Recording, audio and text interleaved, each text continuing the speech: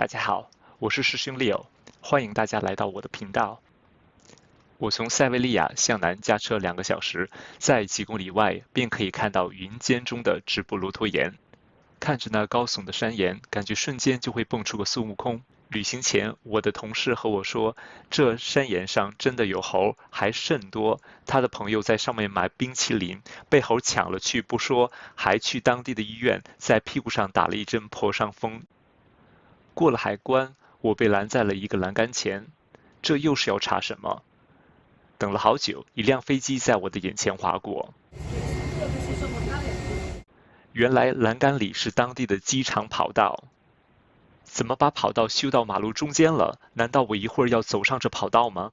这时栏杆唰的一声打开了，我还在怀疑是不是要走上去，结果周围排队的人群毫不犹豫地冲了过去。原来直布罗陀是个不到7平方公里的半岛，这里的机场就修在北边和大陆交界的地方，所以从陆地进入这里要先经过这座机场。这是我见过最奇葩的机场，跑道两端都是海，不能绕行，不挖隧道，直接横穿跑道。直布罗陀是英属地区，路上走的行人都说着英腔，花的也是英镑。我几天前刚飞出英国，如今有一种飞不出佛祖掌心的感觉。帆船之旅前，我还有些时间可以在直布罗陀转一转。我先坐缆车上了山顶，山上有360度宜人的景色，西面是直布罗陀湾，东面是地中海，北面是西班牙绿油油的山丘，南边是我几天后将要抵达的非洲大陆。山上有几条人工开凿的隧道，都是军事用途，有大围攻隧道和二战隧道，里面有蜡像和生肖，还原了战争时期的情景，给您一种身临其境的感觉。如果您不恐高，还可以去走一下温莎吊桥和天空步道，感受一下悬在空中的刺激。我的推荐是圣迈克尔溶洞，里边有色彩绚丽的投影和音效，为您讲述溶洞的来由和万年的演变。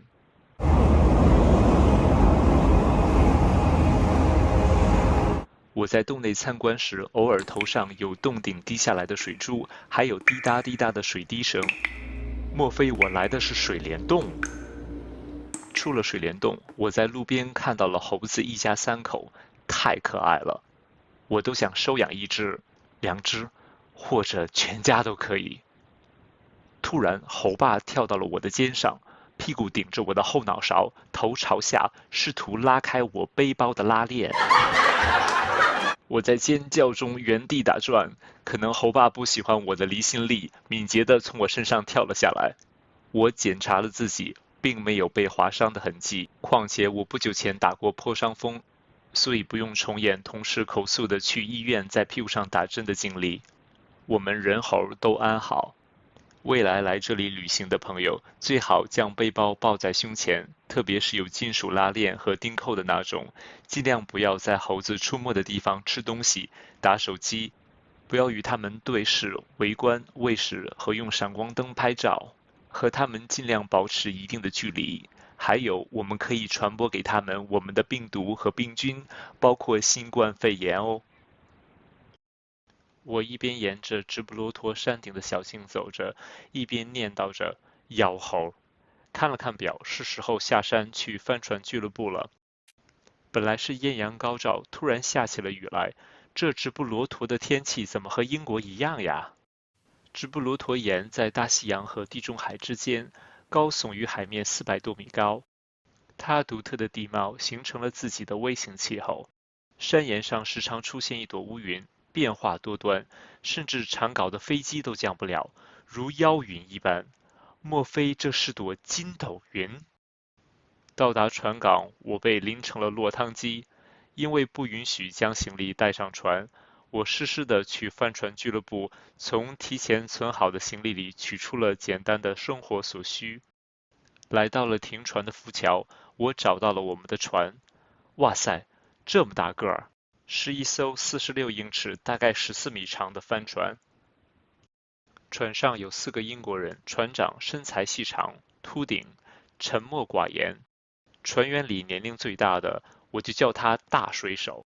身材不高，70多岁，精神十足，正在甲板上做俯卧撑。年龄第2大的是位脸宽耳厚、总是笑嘻嘻的中年大哥，我就叫他二水手。最年轻的也是船上唯一一位蓄着络腮胡的壮汉，我就叫他三水手。这一船怎么像《西游记》的师徒4人呀？那我岂不成了唐僧屁股下的那只白马？莫非我的真实身份是小白龙？我们简单的互相介绍了一下，船长问我们的帆船经历，几位船员有说3年的，有说5年的，有说8年的。问到我，我说我有10，会晕船。船长盯了我一眼，说：“那你掌舵。”3位船员虽然先到，但还是绅士地为我留出了一个单间船舱，在船尾隔壁是船长。次日，船长带我们熟悉了帆船，并讲了下边几天的行程计划。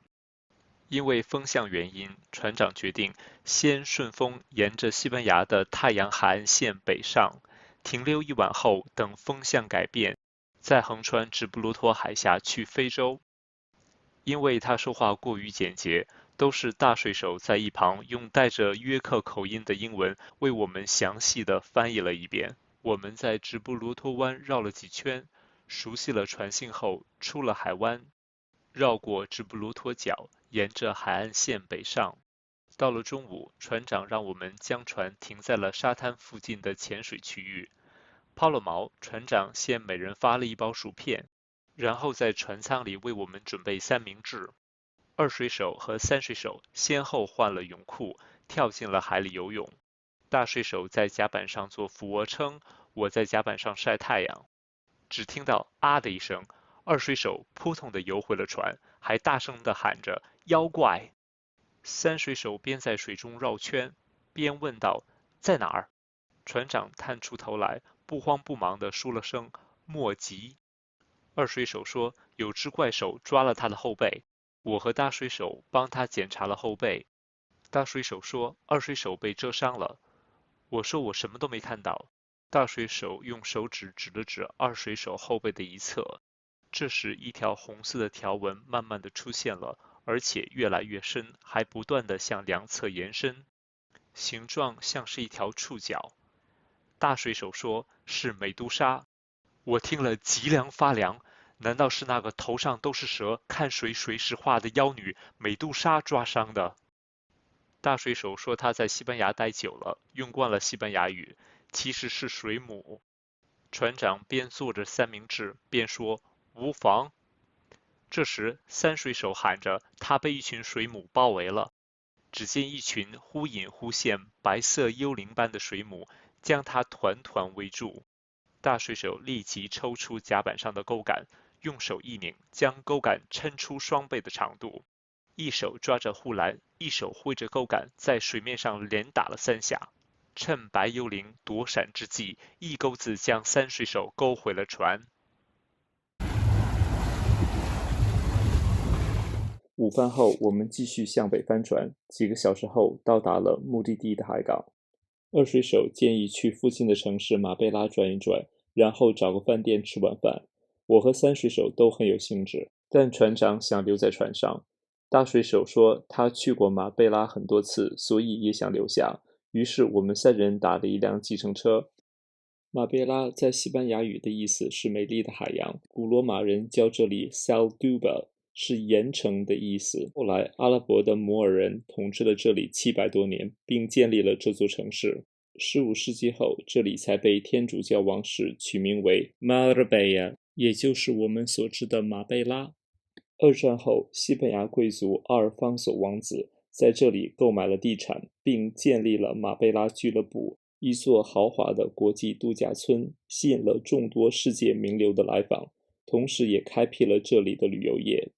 据说沙特阿拉伯国王法赫德在世时也是马贝拉粉丝，每年他及随从在这里1天的开销约为500万欧元左右。我们在海边的公园闲逛着，二水手说他在手机上发现了一家点赞极高的饭店，叫 Kirangita 麒麟鸡头。我们几个人踉踉跄跄地跟着他走了半天也没找到，向路人打听，每次路人指的方向都不同，东西南北指哪儿的都有。后来干脆放弃了找什么鸡头，迷迷糊糊的随着人流来到了这里的旧城区，这里遍地是饭店，热闹得很。我们在花团锦簇的橙子广场附近找到了一家饭店，吃饭的时候我将麒麟鸡头输入了我手机的翻译软件，意思是露天饭店。这里天气好，几乎是个饭店都会在外面摆桌子，所以都可以叫做麒麟鸡头。